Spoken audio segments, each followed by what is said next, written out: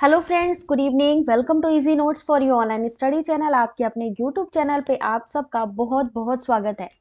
Friends, आज UGC net 27 दिसंबर का shift 1 और शिफ्ट 2 दोनों में किस तरीके के क्वेश्चंस आए थे, यहाँ पर हम लोग डिस्कस करने वाले हैं। बहुत छोटा सा सेशन होगा ये, जिसमें एक एनालिसिस करी जाएगी कि किस तरीके के क्वेश्चन आज आए।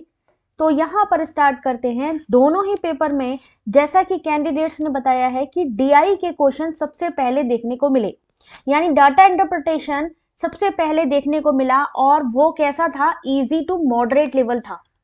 इजी टू मॉडरेट, अभी तक क्या हो रहा था? मॉडरेट लेवल आ रहा था, लेकिन अब पेपर कैसे आ रहे हैं? मॉडरेट, इजी टू मॉडरेट आ रहे हैं, यानी बहुत ज्यादा टफ नहीं आ रहे हैं। अगर आपने पढ़ाई अच्छे से करी है तो आप उसको सॉल्व कर सकते हैं। हालांकि जो स्टार्टिंग के पेपर थे वो जरूर आपको मॉडरेट लेवल दिखाई दिए। बीच का जो फेज 2 हुआ उसमें तो ये हाल था कि आपका मॉडरेट टू टफ जा रहा था, लेकिन अब जो पैटर्न आ रहा है इजी टू मॉडरेट, ठीक है। ज्यादा कैलकुलेटिंग नहीं थी, डीआई इजी थी। आईसीटी से भी क्वेश्चन आए थे, कोड डिकोडिंग वाले आए थे, जिसमें कि आपको सेलेक्ट करना था। मैचिंग के क्वेश्चन आए थे आईसीटी से। एक्ट 21A के बारे में पूछा गया था। ग्राफ वाला क्वेश्चन आया था। रीजनिंग इजी थी, रीजनिंग इजी थी। उसके अलावा एक इस तरीके का यहाँ पर आपको नंबर सीरीज दिया हुआ था, जहां पर ध्यान से देखिए 2Z 4X 7V 11T, और इससे पूछा गया कि इसके बाद नेक्स्ट जो सीरीज होगी वो क्या होगी। फर्स्ट शिफ्ट और सेकंड शिफ्ट दोनों को मिला के जितना भी क्वेश्चन पता चला है सबकी सब हम आपको बताने वाले हैं, ठीक है। क्या आंसर होगा कमेंट में जरूर बताइए। उसके अलावा ब्लू बेबी सिंड्रोम वाला क्वेश्चन जो कि आपके पीवाईक्यू में आया था, वही क्वेश्चन यहाँ पर रिपीट हुआ है, ब्लू बेबी सिंड्रोम वाला। कम्युनिकेशन टेक्नोलॉजी से भी क्वेश्चन थे। सस्टेनेबल डेवलपमेंट से सबसे ऊपर कौन सा कंट्री आता है? क्या क्वेश्चन था?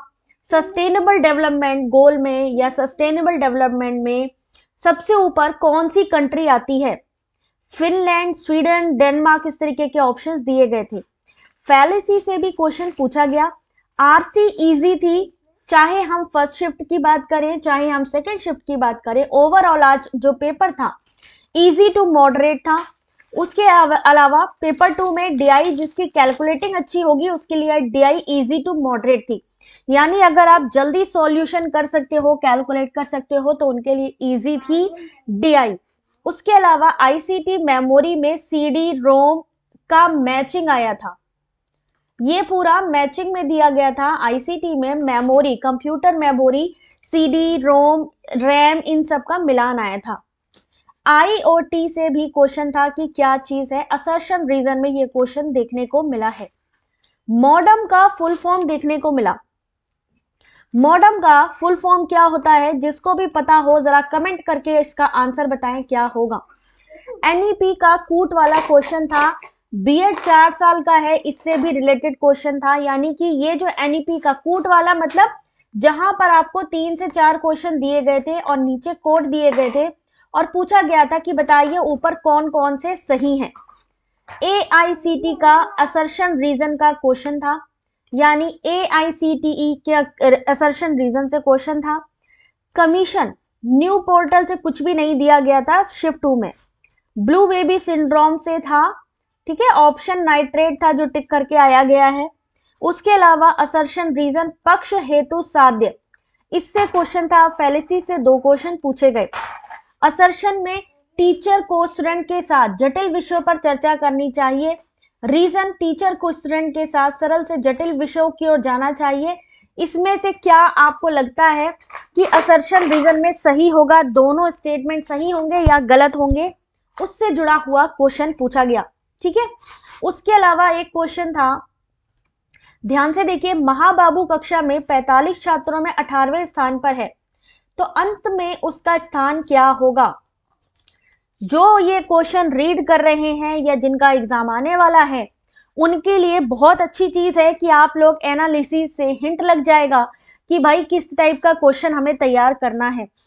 पीवाईक्यू से मिलते जुलते क्वेश्चंस थे, कुछ क्वेश्चन रिपीट भी हुए थे। फिर एक क्वेश्चन था यहाँ पर नंबर सीरीज का 7, 27, 28, 29, 30, उसके बाद क्या होगा।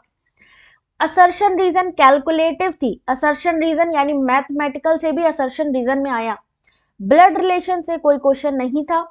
आईसीटी में मेमोरी बेस्ड क्वेश्चन पूछे गए, वॉच वाले क्वेश्चन थे यानी क्लॉकवाइज क्वेश्चन, ठीक है, क्लॉकवाइज क्वेश्चन थे। रीजनिंग का एक क्वेश्चन था सुबह की शिफ्ट में, टीचिंग एप्टीट्यूड से भी क्वेश्चन आ रहे हैं।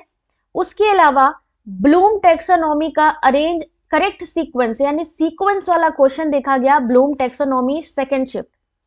कंप्यूटर मेमोरी से बेस्ड क्वेश्चन आ रहे हैं। सस्टेनेबल डेवलपमेंट शिफ्ट 2 में भी आया और इसमें पूछा गया कि जो गोल है, इसका एक गोल के बारे में पूछा गया कि कब तक अचीव करने का लक्ष्य रखा गया है एसडीजी में, ठीक है, एक गोल दिया गया और उसमें पूछा गया कि हाँ भाई ये जो टारगेट दिया है इसको कब तक अचीव करने का लक्ष्य रखा गया है। इंटरेस्ट और एवरेज वाला क्वेश्चन देखा गया था। नल और टंकी का एक क्वेश्चन आया था फर्स्ट शिफ्ट में और उसका इस तरीके से देखिए क्वेश्चन आपको दिखा दे जैसा कि मुझे भेजा है। ओरिजिनल टाइम टेक जो नल और कितना टाइम लगता है पाइपलाइन में पानी भरने के लिए, उससे रिलेटेड एक क्वेश्चन था और 15 घंटे इस तरीके से आंसर निकालना था आपको। उसके अलावा बात करें रिसर्च में सिर्फ एक क्वेश्चन ही आया था मिलान करने वाला, जिसमें कि हाइपोथेसिस थी शिफ्ट 1 में। शिफ्ट 1 में इस तरीके का क्वेश्चन था जहां पर रिसर्च की मैचिंग थी और उसमें एक ऑप्शन हाइपोथेसिस भी था। क्लासरूम में टीचर से क्या एक्सपेक्टेशन होनी चाहिए में भी कुछ ऐसे ही क्वेश्चन था, यानी क्लासरूम जो होता है, जो क्लासरूम कम्युनिकेशन होता है उसमें टीचर से किस तरीके की एक्सपेक्टेशन होनी चाहिए। कंप्यूटर से रिलेटेड से क्वेश्चन था, कंप्यूटर से ज्यादा क्वेश्चन आए थे, ठीक है। इंडियन फैलेसी से 2 क्वेश्चन था। राष्ट्रीय साक्षरता दिवस कब मनाया जाता है। नेशनल एजुकेशन डे, देखिए नेशनल एजुकेशन डे दूसरी बार देखने को मिल रहा है। इन्वायरमेंट की मैचिंग जैसे कि सेम हर पेपर में आ रही है, ये तो कंपलसरी है और ये वीवीआईपी मैचिंग है क्योंकि फिर से पूछी जाएगी, ठीक है। टीचर को स्टूडेंट के साथ कैसी चर्चा करनी चाहिए, रीजन असर्शन रीजन से रिलेटेड ये क्वेश्चन, ये वाला तो अभी हमने बता ही दिया आपको। उसके अलावा संप्रेषण में संवाद संग्रह करने में क्या अवरोध आता है, मानसिक ज्ञान शिक्षा आय, इससे related question. Probability research aptitude से क्वेश्चन, ठीक है। असर्शन रीजन वाले क्वेश्चन ज्यादा टफ भी थे और ज्यादा पूछे भी गए थे। अरेंज द ऑर्डर यानी जो रिसर्च है, रिसर्च में सीक्वेंस वाला क्वेश्चन आया है, मे बी स्टेप आया हो सकता है, एग्जैक्ट क्वेश्चन तो पेपर आने पे पता लगेगा क्या क्या आया है। 1 से 2 क्वेश्चन जो थे वो अजीब थे, जो शायद फर्स्ट टाइम देखे, यानी कुछ नए क्वेश्चन भी डाले गए। स्क्वायर ऑफ ऑपोजिशन में इस तरीके का क्वेश्चन डाला गया, ठीक है। ए सत्य है और यहाँ पर आई थिंक ओ होगा, है ना, असत्य है तो ओ सत्य है, इस तरीके का जैसे कि हर बार क्वेश्चन आ रहा है वही चीज देखने को मिली स्क्वायर ऑफ ऑपोजिशन से। हायर एजुकेशन पॉलिसी, 2 टीचर आपस में आर्ग्यूमेंट कर रहे हैं, ये किस प्रकार का कम्युनिकेशन है, बताओ भाई कमेंट करके। प्रयोगशाला में किस चीज का अभाव होता है, बताइए। अवलोकन, ऑप्शन अवलोकन में आया और भी था, ऑप्शन याद नहीं है। तो प्रयोगशाला में किस चीज का ज्यादा यूज नहीं किया जाता है, तो वो है अवलोकन। ये भी आपका PYQ वाला क्वेश्चन है जो आपको पूछा गया कि आपका एक्सपेरिमेंटल रिसर्च में किस चीज की ज्यादा जरूरत नहीं होती है। हेर फेर हो गया, कंट्रोलिंग हो गई, सब चीज हो गई, पर ऑब्जर्वेशन का यहाँ पर जो आपका ऑप्शन था अवलोकन, वो यहाँ पर एक ऑप्शन दिया गया था और सही आंसर वही था, ठीक है। सेम क्वेश्चन ये वाला आया है PYQ से। कम्युनिकेशन में किस चीज का खंडन नहीं होता है, कम्युनिकेशन में किस चीज का खंडन नहीं होता है। प्रक्रिया हमेशा चलने वाली प्रक्रिया, इससे क्वेश्चन आया था कम्युनिकेशन किस चीज का कम्युनिकेशन में किस चीज का खंडन नहीं होता है, क्या वो प्रक्रिया है या हमेशा चलने वाली है, इस तरीके का कोई ऑप्शन था। कम्युनिकेशन यूनिवर्सल प्रोसेस है, इससे था। सेकेंड पेपर की एक RC चाइल्ड सेक्सुअल क्राइम से रिलेटेड थी और जिन्होंने क्वेश्चन के आंसर बताए हैं आज, थैंक्स टू दीपा, शिवी, ज्योति, हिमाद्री, सीमा, जिन्होंने इतना इंपॉर्टेंट टाइम निकाल के ये बताया कि भाई क्या क्या चीजें आज पूछी गई, जिससे कि आने वाले टाइम में सबको हेल्प हो जाए कि हाँ भाई क्या क्या क्वेश्चन पूछे जा रहे हैं। RC आज के पेपर में इजी थी, RC इजी थी, DI इजी थी। ओवरऑल जो आज का पेपर था वो इजी टू मॉडरेट था, यानी जिनका पेपर 2 था उनका भी अच्छा हुआ है, कुछ ज्यादा डिफिकल्टी देखने को नहीं मिली है। जो आपने पढ़ा था उसी से ही पूछा गया है। तो आज का पेपर अगर हम बात करें 27 दिसंबर शिफ्ट 1 शिफ्ट 2, अच्छा क्वेश्चन था, इजी टू मॉडरेट था और अच्छा इसमें रिस्पॉन्स आने के भी चांसेस हैं कि हाँ बच्चों का परफॉर्मेंस बहुत अच्छा रहा है। तो आई होप उनका जेआरएफ की तरफ थोड़ा और बढ़ रहे हैं वो लोग, ठीक है। बाकी जो भी अगर हमें पता चलता है कि और क्या क्या चीज आई है तो वो भी हम आपसे जरूर कंसल्ट करेंगे। अगर आप लोगों को अच्छा लग रहा हो कि हाँ भाई एनालिसिस सही है, सही इंफॉर्मेशन दी जा रही है, या आप लोग भी एग्जाम देकर आए हो, तो आप भी अपने क्वेश्चन हमारे साथ शेयर कर सकते हो कमेंट बॉक्स में, या फिर आप हमारे साथ टेलीग्राम पर जुड़ सकते हो जहां पर आपकी प्रिपरेशन स्टार्ट हो चुकी है आगे के लिए।